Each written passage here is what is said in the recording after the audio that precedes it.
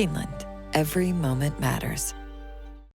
Welcome to another edition, a holiday edition of the Thoroughbred Daily News Writers Room podcast. My name is Bill Finley. I'm a correspondent for the TDN. Ho, ho, ho. I'm Randy Moss with NBC Sports. Zoe Cadman here with First Racing and First TV. So what we're doing is something a little bit different. We're giving our staff a much needed little break, and we're going to show on this show some of the highlights of we thought were some of our best guests of the year on our Gainesway Guest of the Week show. You're going to be seeing interviews with Hall of Fame quarterback Terry Bradshaw, social influencer Griffin Johnson, who did such a tremendous job getting the word out about Sandman to all his followers on social media, jockey Junior Alvarado, who was the pilot of Sovereignty and did such a good job with him through the year. And one that we're really fond of, after the passing of Dwayne Lukas, we did a special memorial to him, talking to many of the trainers that he mentored over the years, all the future trainers of themselves that may make the Hall of Fame. Todd Pletcher's already in, and some others who have all been so successful. We couldn't get to so many, but I want to say that here's my list of honorable mentions, and we're very proud of these guests. Bobby Flay, Jamie Osborne, James Owen, and David Anderson were some of my favorites. You guys have any other favorites that we could have shoehorned in if we had more time? Ladies first. I do for sure. Bill Mott. Anytime you can talk about a Kentucky Derby winner and going to a dive bar after winning the Kentucky Derby is a big thumbs up for me. Bill was absolutely brilliant. What most of the viewers might not have seen after we did the interview, Bill gave us a tour of his fabulous lake house and all his trophies on the wall. That to me was fabulous. Jamie Osborne was brilliant.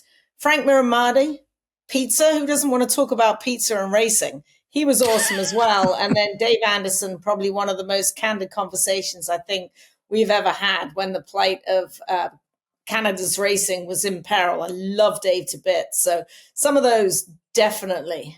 Yeah, right before we started taping this, Bill was like, how are we going to remember all these guests we had? I can't remember 52, And so the producers started ticking off the guests beginning at the first of the year. I'm like, wow, we had some pretty darn good guests. It's kind of hard to choose between them. But to me, the two most entertaining guests were Terry Bradshaw and Frank Miramati. And Miramati could have gone on for an hour. You just ask him one question and then sit back for 10 or 15 minutes and then, ask him another one. Junior Alvarado also, I thought, was a really, really good guest. Obviously, the jockey of Sovereignty. And before that, a lot of really top horses from the Belmont stable, like Cody's Wish. And it really, in my opinion, it made it easy to root for Junior. He really came across well in that interview and came across as just an incredibly likable guy.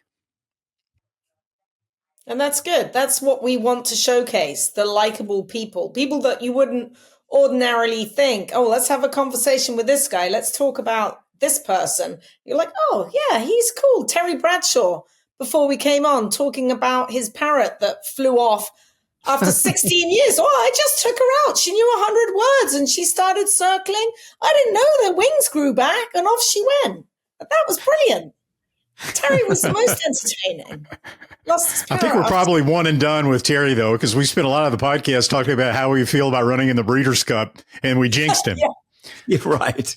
Definitely. All right. We hope you enjoyed the show. It should be a lot of fun.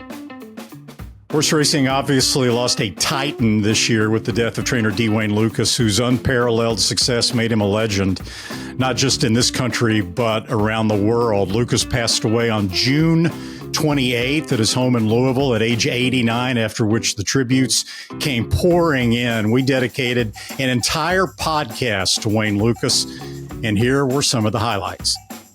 All right, and we fittingly kick it off with Todd Pletcher. Todd, I know you've had a lot of opportunity in the last week to reflect on your long background with Wayne. When you think back now to the 6.5, 7 years you spent with him as an assistant and the 3 decades since then, what are a couple of the things that your mind invariably goes back to? There's so many. Obviously, the opportunity to work with him and Jeff and, all the assistants that were there when I first got there that have gone on to have remarkable careers. Just the amazing talent of people and horses and the opportunity as a young person to get to work in an environment like that and learn from all of those guys. It was just, tremendous experience. I mean, one that you just, you can never imagine yourself being fortunate enough to be in that position.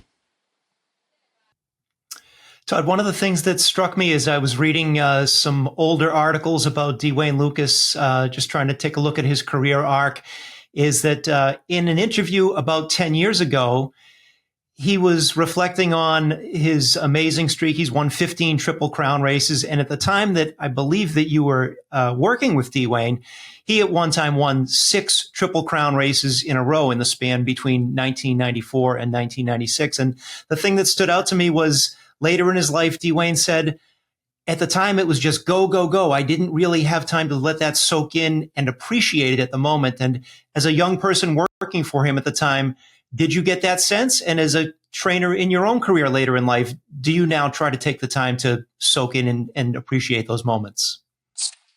I wish that I could say that I do, but no, I think, you get on the hamster wheel and you're rolling and I think when we all get older, we look back and we reflect and say, man, I wish I'd have taken a little more time to enjoy that. And actually, Wayne said we was having dinner last summer with Wayne, and he actually said something like that, like I wish that I would have taken a little more time or, taken a day off every once in a while. And it really struck me like, wow, if Wayne's saying that, that's significant because a day off wasn't part of the wasn't part of the game plan. It was on to the next one, and that's horse racing probably more so than any sport. Really is there's no day off, and then you reach the pinnacle and you win the Derby, and the next day you're trying to figure out how to get to Pimlico and when you're going to go. And so it's just, it never ends. And I know he says that, but that was also a huge reason why he was so successful and who he was, is that he was 110% committed. Todd, we've heard lots of anecdotes, lots of stories about Wayne over the past couple of days since his passing. But what is one of your perhaps oldest and most favorite stories of Wayne that you can actually tell us here? So Wayne came into Belmont. I can't remember which year this was, but he came into Belmont and he was staying at the Garden City Hotel. So after we finished training, I was giving him a ride back to the hotel, and he said, let's stop by that Carvel ice cream store on the way to the hotel. So we go in, and Wayne orders an extra large double chocolate milkshake. And, it's like a teenage girl working behind the counter, and she goes back and she makes the shake, but she uses vanilla ice cream with 2 squirts of chocolate syrup in it. And she brings it over, and he goes very politely, said, that's not really what I wanted. I wanted double chocolate. I wanted chocolate ice cream and chocolate syrup. So she says, oh, I'm sorry, sir. And she starts to take it back. And he says, no. Here, let me have that. I'll drink that while you make me one double chocolate. So she makes double chocolate, and she puts 1 squirt of syrup in it, and she kind of looks over at Wayne, and Wayne gives her the go ahead. So she puts another double. So, but I was thinking about it. So at the time I was like, man, this is so cool that while he's waiting on this other milkshake to be made, he downs this extra large vanilla with chocolate syrup. Now he gets the second one. And I'm thinking, that's pretty cool that he did that. But then I started thinking about it later on, and it's like, you know what? That's why he was who he was. That's who he was, the guy that had chocolate ice cream with 2 squirts of chocolate syrup, and that's the way he lived his life. He was always going to have the best looking pony. He was going to have the nicest suit. That to me, it was just like, what, that kind of sums up who he was. And we're joined now by Kieran McLaughlin, who was a protege of D. Wayne Lukas, retired trainer of his own right, and currently the jockey agent for John Velasquez and Luis Saez. Kieran, you're joining us just as you pulled into Saratoga for the season. Welcome to the show. Thank you very much. Take us back. Let's start at the beginning. Tell us how old you were and how you first ended up under D. Wayne Lukas's shed row, and what your first impressions were of the man. I met him, Arletti and I met him in 1984 at Arlington Park when he shipped in Lucky, Lucky, Lucky. And from there, it was like September, and we stayed in touch. And finally, he hired me in January of 85 to go to California.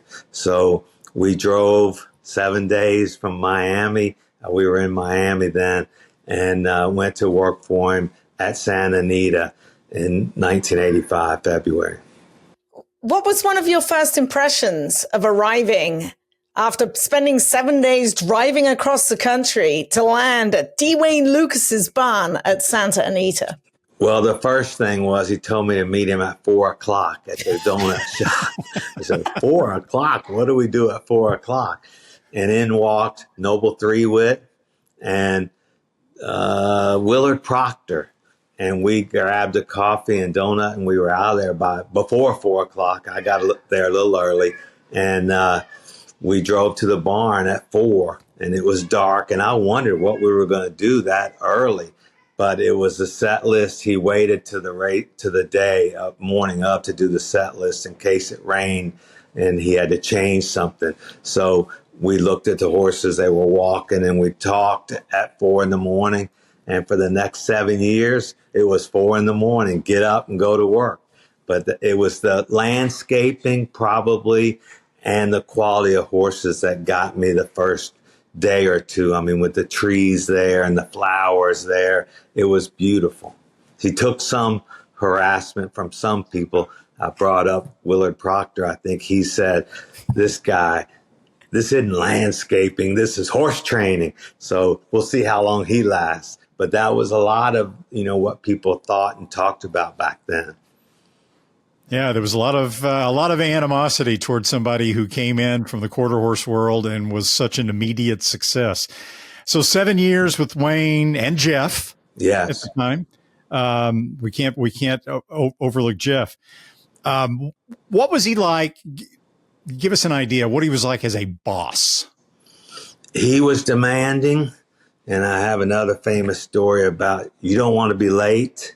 And one day I lived in San Dimas, so it was 40-minute drive to Hollywood Park. And my alarm didn't go off because the electricity went off. And I got up and I got there about 20 minutes late. And he was on the pony heading to the track. And I said, Wayne, I'm so sorry the electricity went off. I will get more alarm clocks and it'll never happen again. And he didn't say anything, but I knew it better not happen again. So I went and bought 3 alarm clocks, wind up, plug in, whatever. And I was never late again. Kieran, we've had so many different guests on the show today sharing their recollections and remembrances of D. Wayne. And, he's portrayed as a driving, laser-focused trainer. However, that may be true, but he also didn't last 5 decades, 6 decades of the game without changing his ways to some degree. And even after you left his employment and you continued on as friends and you were a trainer and later as a jockey agent, part of his legacy is that he rolled and changed with the times too. And how did you see that playing out? I saw it play out very well. He was always positive and always thought about the next crop of babies and going to win the Derby. But he was a little tough on us agents sometimes. And, he yelled at me a few times thought he had a call with me and he didn't have a call. But going back to the beginning, I have a couple of good stories that says a lot about him. When Letty and I were in California, he asked us to go to New York and be the assistant there at Belmont. And I said, okay. So he said, you have flights all set? I said, yeah, your secretary got us first class flights from Los Angeles to New York. He did everything first class. He said, oh, cancel those flights. He said, you can take my private jet. As assistant trainers, 25 years old, Laddie and I got on his private jet with our cat and stuff and flew all the way to New York, stopping in Omaha for gas and then going on to New York. But the weather was bad, so we had to land in New Jersey, got a limousine, took us to Garden City, New York, 105 Jackson Street, which we bought off of him in 1992, and we're just coming from 105 Jackson Street right now. So we still own his house, but he just took such good care of us. And back in those days, he had a helicopter also, and the helicopter would land at Hollywood Park in the training track, pick up 6 jockeys or 4 jockeys, and we would helicopter down to Del Mar and work the babies. It wasn't Del Mar, it was the training center that he bought with Mr. Klein and built barns there that Bill Gates owns now. But it was really neat to get in the helicopter and go down the coast, get off, work horses, and fly back. So those days were amazing. Retired Hall of Fame jockey Jerry Bailey now joins us as we continue with our recollections and remembrances and a celebration of the life of D. Wayne Lukas. Jerry, thank you for taking the time to join us today. As I was researching some questions to ask you, it struck me that early on in your career, I know you're known for your association with riding Grindstone, the 1996 Derby winner, and I know you rode a couple of Breeders' Cup winners for D. Wayne, but essentially you guys were competing geographically on opposite sides of the country. Were your first interactions with D. Wayne as a competitor before you got to ride for him? And tell me what that was like, please. Well, my first interaction with Lukas was when I was a kid in New Mexico at Ruidoso Downs. Okay. I grew up in West Texas, and we used to go up to Ruidoso every summer. My dad owned some horses, and Wayne was up there training. And I never remember meeting him, but I remember where his barn was. And Wayne's been called a lot of things, a lot of nicknames, Rhinestone Cowboy. But he had a nickname back then called Mr. Clean because he had a vacuum between every other stall of the horses. And before they would go up to the paddock, because he was betting on sawdust, as everybody was, he would take the vacuum and suck all the dust off of them before they went to the paddock. And he got the nickname Mr. Clean. So my association with Wayne goes probably back 60 years. Even when we would hit the backside, wherever we were, covering whatever race we were covering, especially the Kentucky Derby. But if Wayne was stabled at a track where NBC had a telecast or ESPN before that, we would always make it a point, even if he had no horse in our race, even when he was down to, a dozen horses and no real good horses, we would always make it a point to stop by and say hi to Wayne, because that's just who he was. I mean, he was the icon.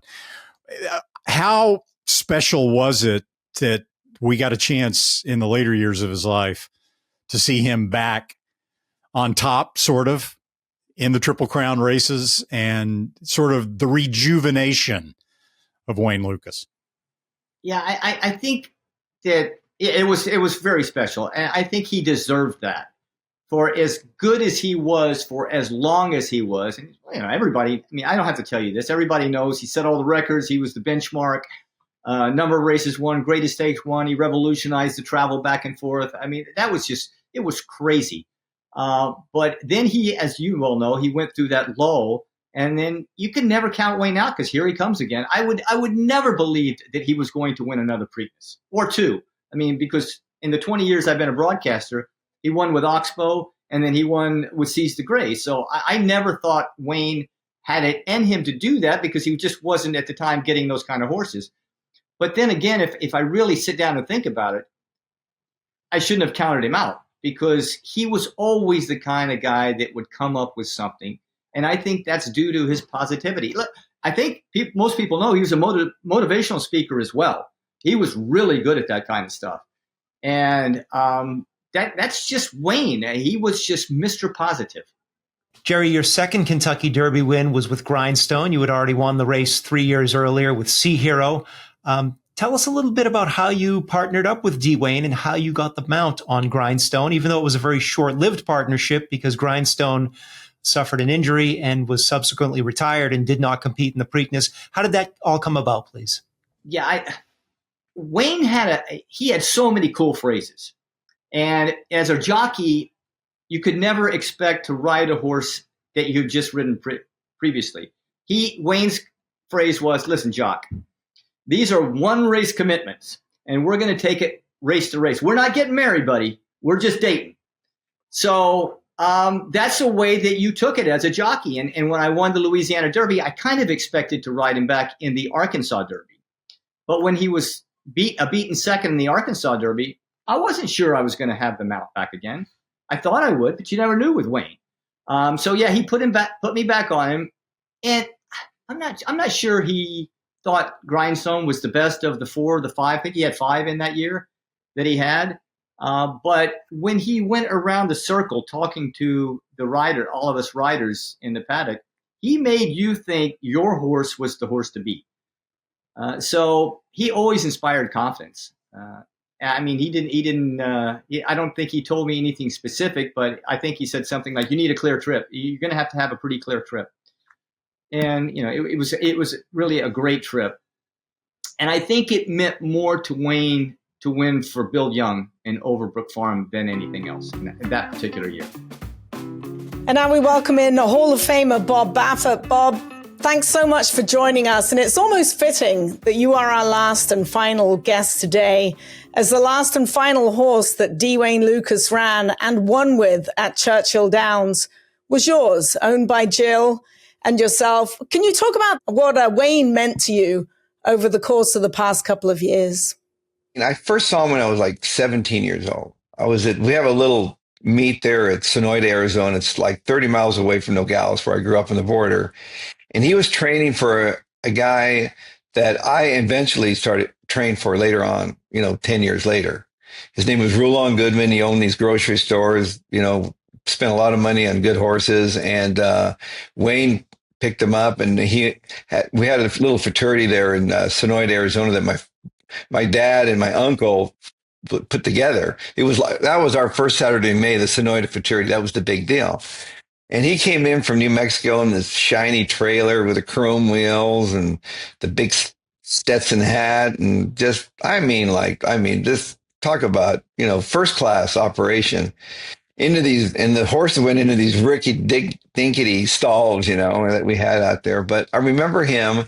I thought, wow, man, that's Wayne. I was on the fence. I can still remember exactly where I was standing outside the little chain link paddock fence that we had there, and watching him just maneuver and just ran his horses. He cleaned up, took off. And I didn't see him again for probably another, 5 years. And I think when he switched over to the quarter horse world, he didn't have any clients. Most thoroughbred trainers, they work for somebody, or some thoroughbred trainer, and then they get a horse or two. He had to just go out and recruit. That's where the basketball skills came in. And he was like NIL. He recruited his own people, and he went in there and like he just made this big splash. He went to the sales and he bought fast looking horses, and he wasn't looking at bloodlines. He was just looking at the physical.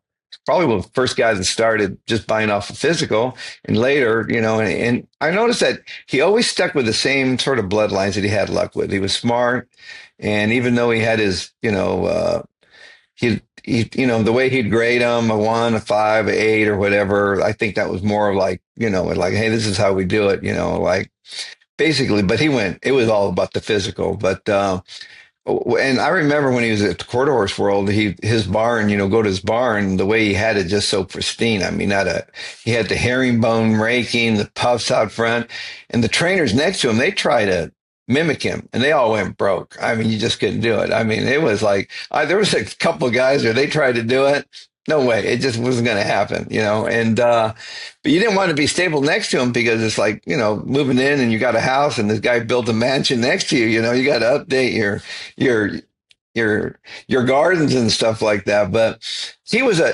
but behind all the showmanship, there was a good horseman. And I'd asked him for a job when I was a junior in high school. I called him up one time and I was scared to death. I finally called him but he was so nice to me. He let me down. That's one thing about it. He valued the way, he made you feel really good after you talked to him. And he said, "Oh, you would have been perfect for me, but I just hired somebody." And when I got off the phone, I go, what a great guy. He just made you, he made you feel good inside. That's awesome. So Wayne was already king of the hill in thoroughbred racing when you made the transition from quarter horses to thoroughbreds. And now all of a sudden the guy that you looked up to and that everyone idolized, now you're competing head to head against and doing well against when you transitioned to thoroughbred racing. What was that like at that point to be competing with Wayne, not only on the track, but even for some of the same owners? I learned from him, the kind of horses he bought, but the way he ran his business, the way he focused on everything. And I'd always be in the box next to him. Like after a race, he'd get beat, but I'd listen and I'd win I'd listen to see.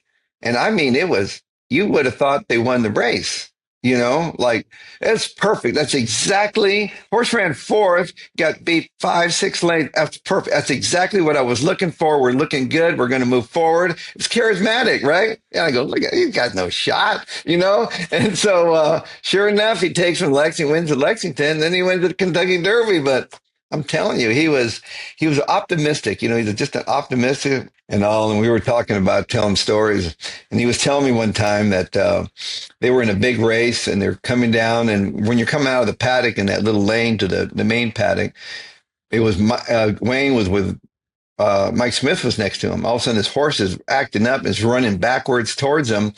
So Wayne gets Mike and puts him in front of him, and Mike Smith goes, "Wayne, you trying to kill me?" He says, "Mike, there's 1,000 of you. There's only one Wayne Lukas." And so I just love that about him. I've got one more, Bob, before we let you go. You wrote a very heartfelt, fitting tribute to Wayne on X. We don't see you post an awful lot of things nowadays on social media. And right at the end of it, you said, quite fittingly, "I hope I made him proud."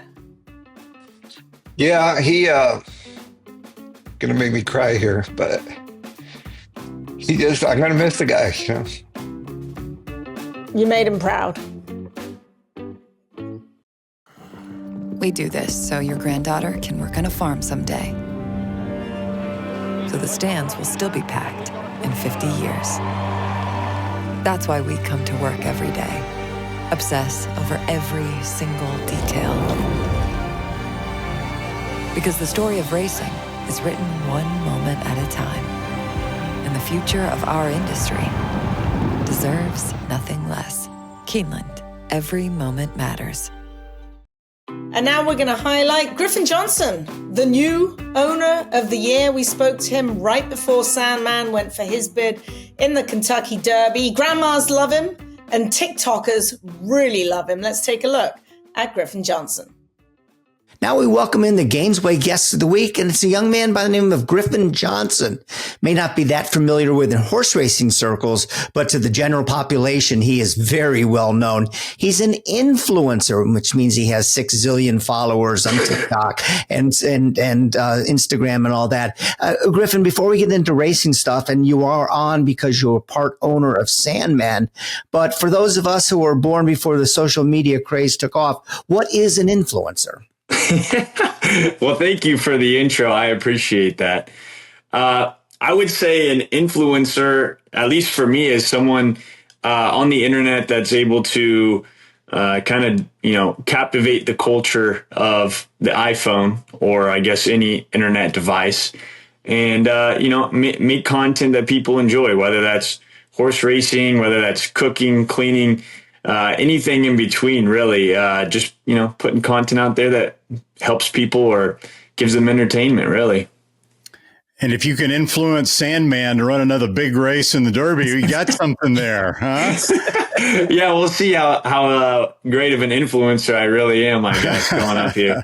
So how did you get involved? How and why did you get involved with the ownership of Sandman? Yeah, that's a great question. It actually was kind of just random. I run a venture capital fund, Animal Capital. That's kind of my second job aside from influencing on the internet. And I had a mutual friend that had someone that worked at West Point that they knew. And they connected me with America's Best Racing and told me about their program. So it was, I guess, not really me reaching out. It was just kind of something that happened, and they just had got Sandman. West Point had just came into their ownership with Sandman, and they're like, hey, we have this beautiful gray horse.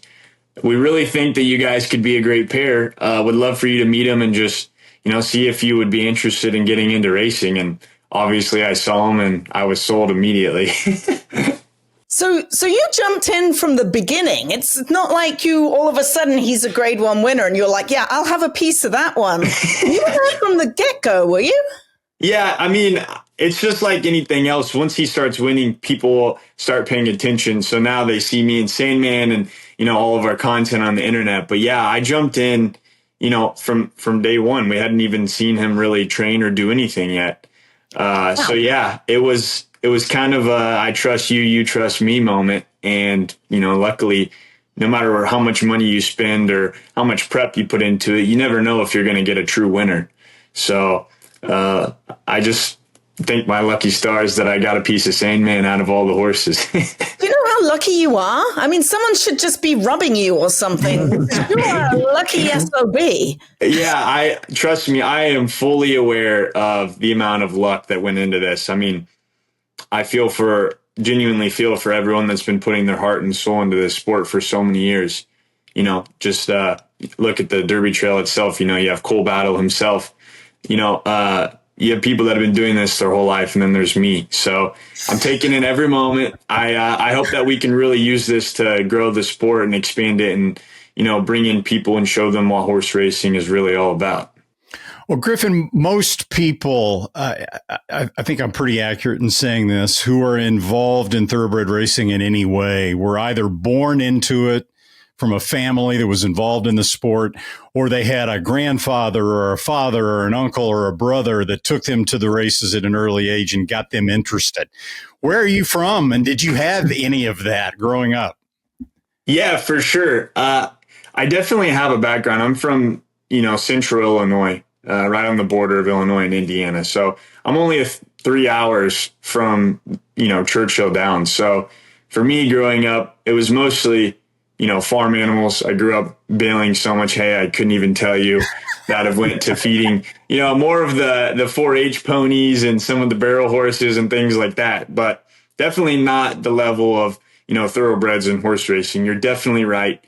And it was actually something for me, I guess it was spoken about in a way that was almost unattainable unless you were born into it. And I think that with this new social media wave, it's kind of shown people that there's more than just having a multi-million-dollar upbringing to get you into this sport now. So the answer is yes, I had some, but it still seemed, pretty unattainable until recently that I could even have a thoroughbred or any skin in the game of horse racing. So I've got one quick question. How does a kid from Illinois get 9.7 million TikTok followers? Like, how did you start? Were you a nurse? Someone said that you were in nursing school. Yeah, I was in college, actually. It was my junior year, and I just had a friend. He said, hey, you can post online and make money. At the time I was flat broke. So I heard money and internet. I was like, okay, I can make some videos. I can do that. So yeah, it was just me in class, the life of a nursing student, just kind of going throughout my day. And it really wasn't anything special. I think it was just humility and showing people my struggles and kind of what it was like to be in the medical field. And that's where it all started. And I ended up pivoting and moving to LA for a bit and doing the whole influencer life. So, I've lived a few lives in the past 5 or 6 years. So, Griffin, I can't believe I'm aging myself like this, but I've been involved with the sport in one way or another since the late 70s or the early 80s. And throughout my entire time in thoroughbred racing, it's always been said one of the challenges in the sport is how to attract young people to be interested. And it seems like it's getting worse and worse and worse in that regard as we've gone on. Now, what do you see as the biggest challenges in getting other people like you involved in the sport?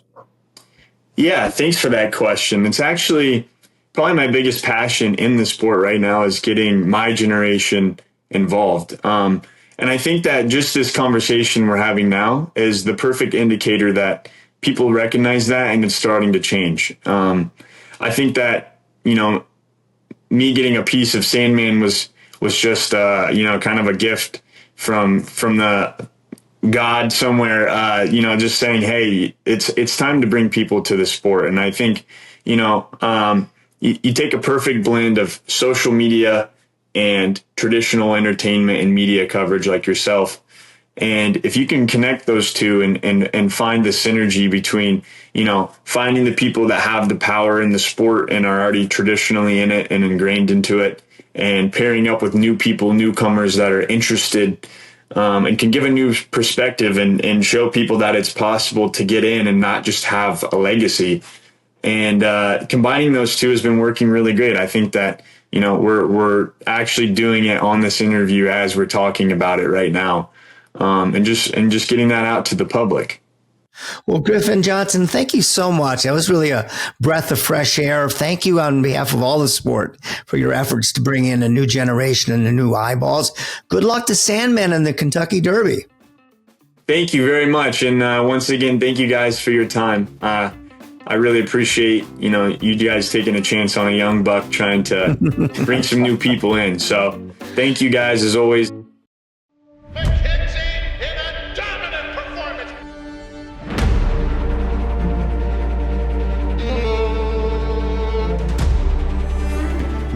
Million two, right there, 1,200,000. Baeza gets his moment in the sun in the Pennsylvania Derby. Chancer Mick Patrick wins the Champagne impressively. Spectacular display from Scottish Lassie, who's in front by 15 lengths. One of the biggest stories in American horse racing in 2025 was the emergence of Sovereignty, the winner of the Kentucky Derby, Belmont, Jim Dandy, Travers. Unfortunately, Sovereignty didn't make the Breeders' Cup Classic. And as we tape this, we're not yet sure if he's going to run next year as a 4-year-old. But the story covered a lot of bases. We probably weren't going to get Sheikh Mohammed on the podcast, but we got Bill Mott and jockey Junior Alvarado, who really showed the human side, what it's like to be the rider on top of Sovereignty. Welcome in now the Gainesway guest of the week, and it is Belmont Stakes winning jockey Junior Alvarado. Junior, thanks for joining us. This is a Tuesday afternoon. What were you doing earlier today? Well, hello. Thanks for having me. And just getting home. Actually, I was in the city. We're doing kind of like a food tasting in the city in one of those restaurants. I was invited by the Yankee staff, and so we were recording something for Yes Network and the Yes TV. So yeah, I was with Javier Castellano and Johnny Velasquez. So we did have a lot of fun there. Well, let's talk about the Belmont Stakes for a second. Just another dominating performance by Sovereignty. Going into the race, what were you thinking? Like, what was your strategy? Were you going to follow journalism again, if possible, like you did in the Derby? What was your mindset? Yes, Randy. It was a little bit of a question mark where I was going to be. I knew I was in a perfect post position because I wanted it too. I wanted it in the inside. I wanted to save ground the first turn. But yes, I didn't know. I figured probably I was going to be following either journalism or Baeza or maybe both of them. I thought I was going to be behind both of them, to be honest. But listen, I guess he was super ready. He was super sharp going into the Belmont day. He put himself and myself in a even better position than I thought. Junior, it's been a real up and down year for you. And right now it's obviously on an upswing. But on March 23rd, you fractured your scapula at Gulfstream Park, and that you had to miss the mount on Sovereignty in the Florida Derby. Manny Franco took over. Did you think at that time that you're not only going to miss the Florida Derby, but you might miss the Kentucky Derby as well? Yes, I mean, I remember laying in the bed right there with my agent next to me, and then when, I keep telling my agent, man, I think I might have a fracture, Mike. Cause like I know my body, and this is I can handle pain. I've been through a lot of injuries, and I knew it's like, man, this is a little more than I think it is. And when the doctor told us, you have a fractured scapula, so it was like, what is that? Like a hairline? Like it's not that bad. Can I go back in a week? And it's like, no. You have a completely fractured scapula. You will have to probably be out between 6 to 8 weeks. So like right there, I remember looking at my agent, and I'm like shaking my head. I was like, why this has to happen to me? Like, why these things keep happening to me? And I didn't say that at the moment. It's just like, that's all this keep going in my hands. Like, God, well, why? Like, why? Like, since I know the horse that I'm riding, I know the horse ability. I know what he's capable of. And like I say, everything just started, like a lot of thoughts going through my mind. Like I'm thinking like, well, I mean, I cannot believe I'm going to be missing the Derby. Like at that point, I wasn't even thinking about the Florida Derby. We just the Derby, because somehow I was going to try to find my way to get back in the Kentucky Derby if he wins the Derby with Manny Franco. That was even before Bill called me and tell me that I was going to have the right back whenever I was ready. But once again, I mean, that day, that night, it was just a nightmare, a completely whole nightmare that I was living in life. I couldn't believe that all that was happening. And I remember even telling the doctor before he left the room again, I told him, like, there is anything you guys can put me, like, give me that, can kind of numb the pain, then I can move it and I can go through all this. And he like said, like, I can do that. Like, there's nothing I can do that I can help you. You need to rest. That's a very rare fracture because the scapula is kind of like a flat bone. We don't even how you ended up breaking that. So he's like, you have to just rest. So yeah, it was a nightmare of first probably couple days, to be honest. So they told you 6 to 8 weeks. What did the timetable turn out to be, and how did you get it quicker? Well, it was exactly 3 weeks and 3 days when I was back again riding in races. And riding in the morning, it took me 2 weeks and 2 days. I spoke the next day that I got out of the hospital. I spoke with one of the doctors that normally sees us here in Saratoga, and he was in South Florida. So I went to see him in person, and he said, like, it's funny because actually he had the same fracture, I guess, a long time ago. And he says, like, they'll tell you, don't move your arm. I'll tell you the whole opposite. Move your arm. Because once you stop moving your arm for a week, then you're going to lose a lot of mobility, and it's going to be hard for you to recover. It's like, you're going to have pain. It's like, it's up to you how much pain you will handle. But what I would recommend you is to keep moving your arm. I'm not going to tell you lift anyway or none of that. Don't lift anyway. Don't lift none of your kids. But keep moving your arm. Keep moving your arm. And hopefully in 2 weeks, you should be much better. And then, after 3 weeks, you can come see me. And then hopefully you'll be able to be back around 4 weeks, hopefully.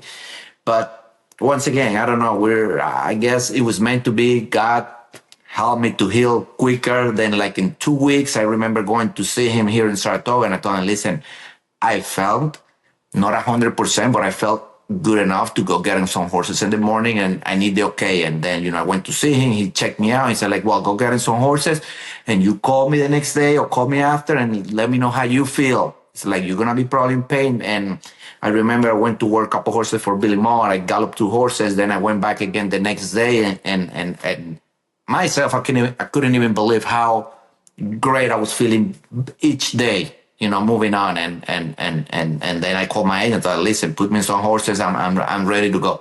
So I'm ready to, I don't want to waste more time. I've been out already for 2 long weeks. So like, I need to be back in action. Well, you've ridden so many other good horses in your career for Mott and for everyone else. Let's talk about a couple of them. What was the experience like with the whole Cody's Wish phenomenon?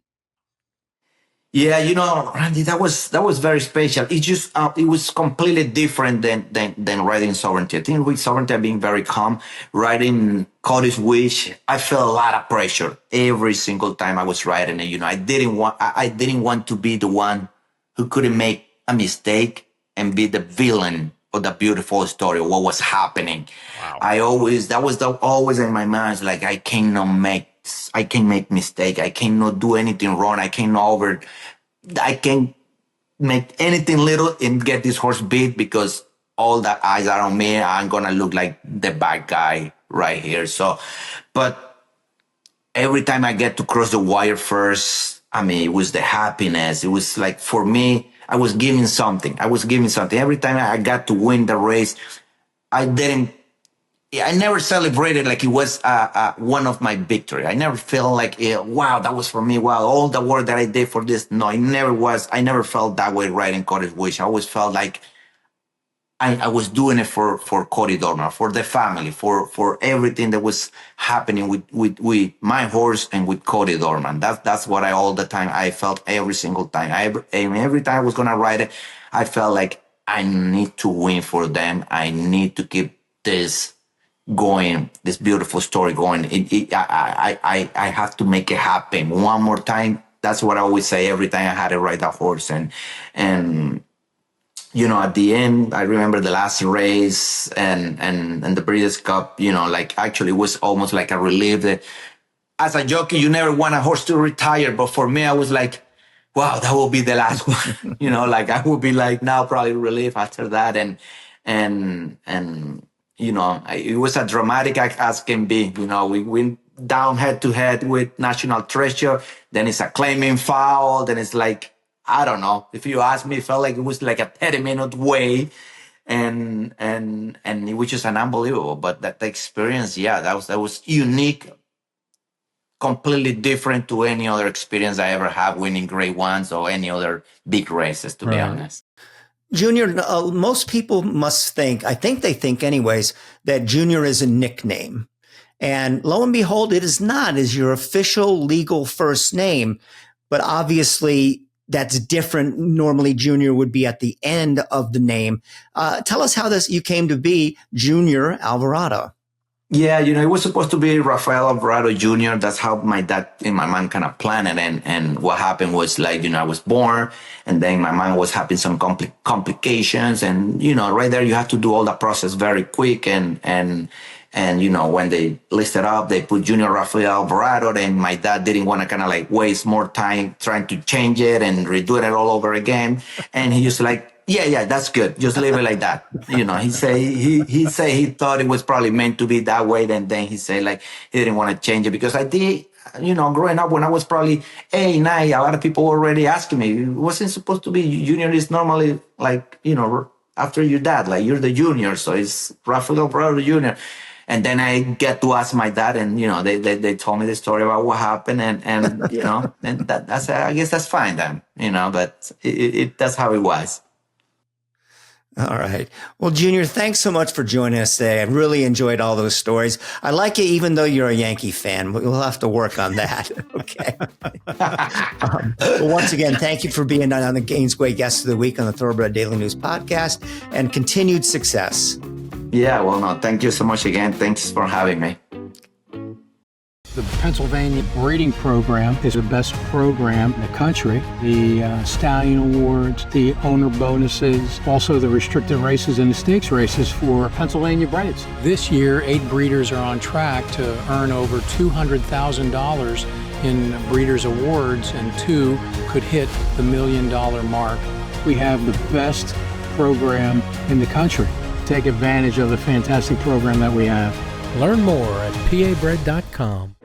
With some of the fullest fields in the country and quality racing year-round, there's never been a better time to reap the rewards of breeding and racing in Kentucky.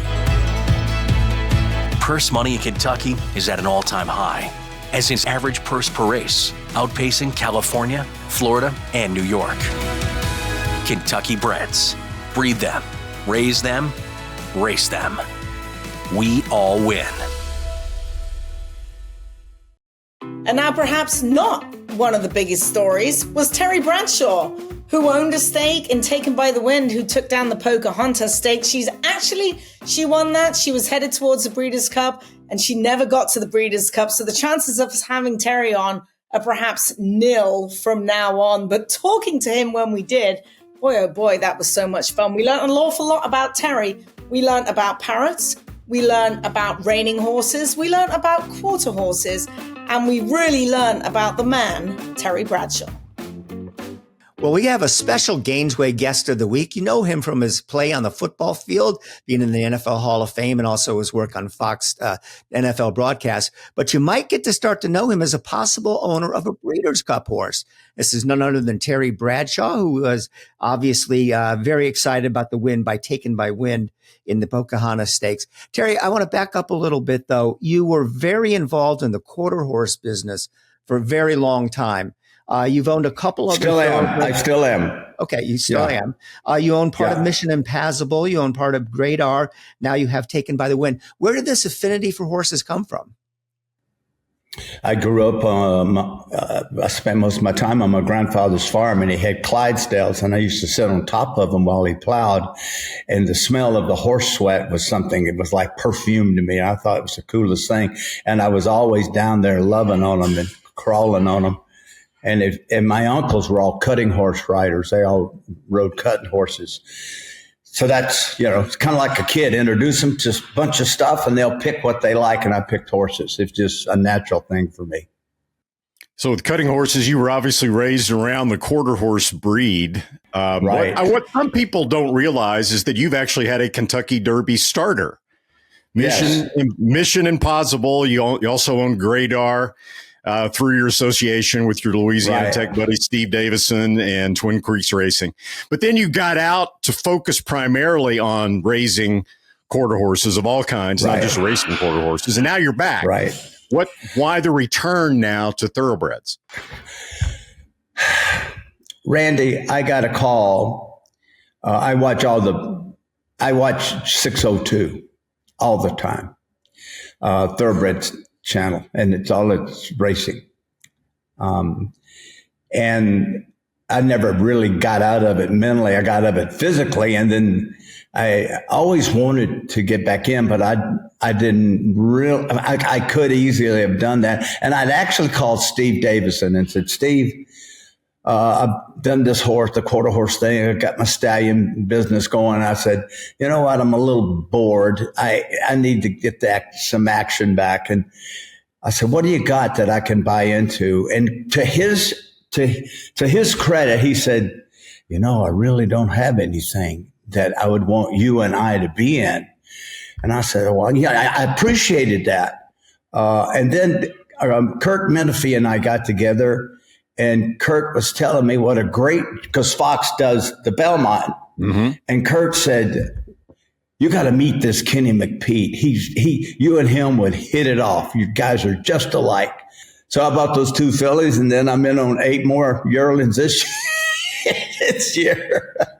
So it's exciting. I understand the game. I know win or lose, horses, they either run or they don't, or they get hurt and so on and so forth. And it was just the excitement of being back in the thoroughbred business and then Taken by the Wind.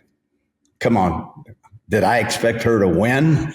I can't say no. I'll tell you exactly. No. And just kind of like with Terry Bradshaw, I was not going to win anything like that, although I was successful with Mission and Great R. But then it got fun, and then she won the stakes race, the Pocahontas, and the way she ran on that race, and I was watching it, told my wife, look how easy she's running. I mean, she's not even tired. And then coming out of turn 4, and she split them and just turned it on, and she has that distance in her pedigree, and I went, wow. And that got me excited. I don't mind telling you. And I couldn't wait to tell Kurt, hey, Kurt, made a little money yesterday. So, I mean, that's a long story, but it was just, let's do it just for fun. That's all it was. Terry, before we get back to horses, we want to know, what are those bird-like noises in the background? You're so smart. Birds. They're birds. They're birds. They're birds. They're macaws, and they are loud.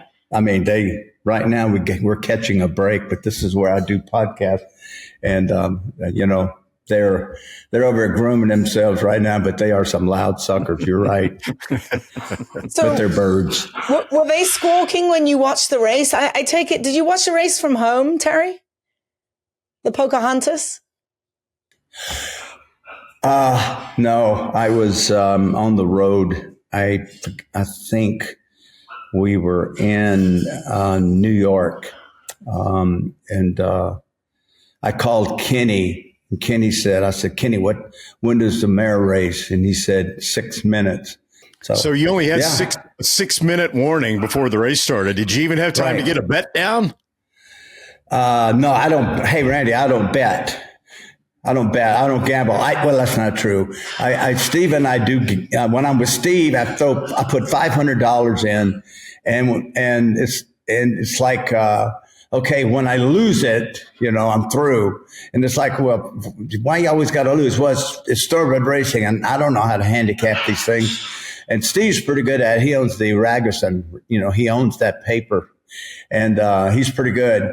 And we won like in the first two races at Churchill. He picked them. We won the first two. We pocketed about $3,000 a piece. And I went, wow, I'm through for the day. And then he said, let's do a trifecta. And I said, I don't know how you do a trifecta. We won $50,000 on the trifecta. $50,000. Now here's the kicker. I am so beside myself. I've made so much money on 4 or 5 races. And every time we won, we go to the window and get the cash, right? On the $1,800, we went and got the cash. 2,000, we went and got the cash. The 50,000, I had a mare out of Indian Charlie, and she was saddling in the paddock, and Steve said, let's go watch him saddle our mare for the race. We got a big race, a race coming up. And I said, no. Let's go get the $50,000. He says, well, we'll get it on the way back. I said, no. Let's go get the money right now. If we get $1,800, surely you'll go get 50,000, right? So he said, no. So I thought, okay, fine. We go down and watch her get saddled up, and then she gets last in the race, and I didn't care because I'm wanting the 50 grand. We go back to the window. Steve's doing this. Oh, no. Lost it. Lost the ticket. Lost the $50,000 ticket. Lost it.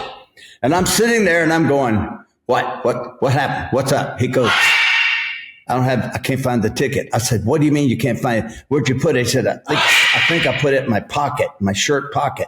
I went, you got to be kidding. It was gone.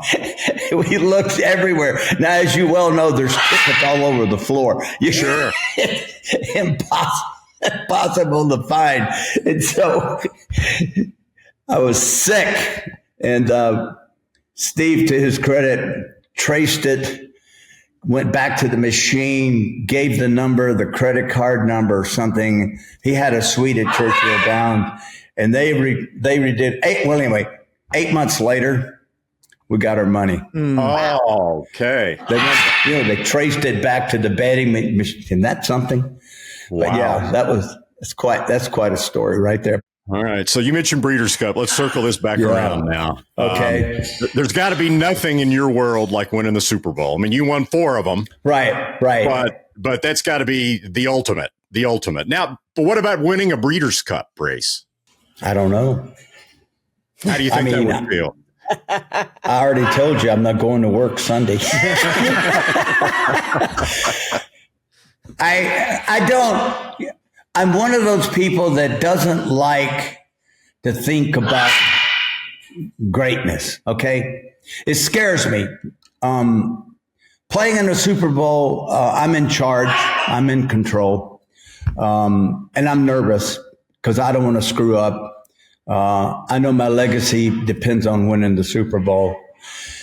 And so the greatest stress I ever had in my life was those 4 Super Bowls we won. The Breeders' Cup, I'll be there if we make it that far, if we get there, if everything goes all right and training goes okay and she makes it there. And I'm sure I'm going to talk myself into saying, look, this is pretty good just getting here with a horse. That it is 20 grand. Come on, $20,000. I'm in the Breeders' Cup. And I'm going to talk myself into low expectations, I guess, because I don't have control of this. So many variables come into play when you win those kind of races. I've watched them for years on television. I've been to a couple of Breeders' Cups myself. So I'll be nervous. I'll be real nervous. Well, Terry, we're going to let you go. It was fascinating and fun, and thank you so much for doing this. Best of luck with Taken by the Wind and all your pursuits with Thoroughbreds. Hope to see you become a bigger part of the game because you bring some life and fun to it. So we will have fun with it. No question about that. So, and thank all of you for having me on. I've never done anything like this. I've done it for the quarter horses, but never like this. So I don't know if I said anything good or bad, or I don't know. You were awesome. Thank you. Thank you for the time. Thank you so much. Be a smarter better with First TV, the best horses. With thousands of exclusive morning workouts. All at your fingertips and delivered right into your inbox. Everything you need to be informed. Be smart. Bet smart. With First TV. All the thrills. Fraction of the bills. Experience the power of the partnership. Change your life, make new friends, and compete at the highest level of thoroughbred racing. West Point Thoroughbreds, the gold standard in racing partnerships. Visit westpointtb.com. Well, that's a wrap on this special show. I hope you really enjoyed it. And I want to thank my crew, my partners, Randy Moss and Zoe Cabin. And I want to thank not only the people that we highlighted in this show, but all our Gainesway guests of the week throughout the year. They were so wonderful to us, so cooperative. And we really had a lot of fun and we really learned a lot. And I hope the viewers really enjoyed listening to some of the people that we had on. And you know what Randy said, pretty impressive group. We deserve a little thumbs up there for what we did in 2025. Have a happy holiday, everybody, and we'll be back soon.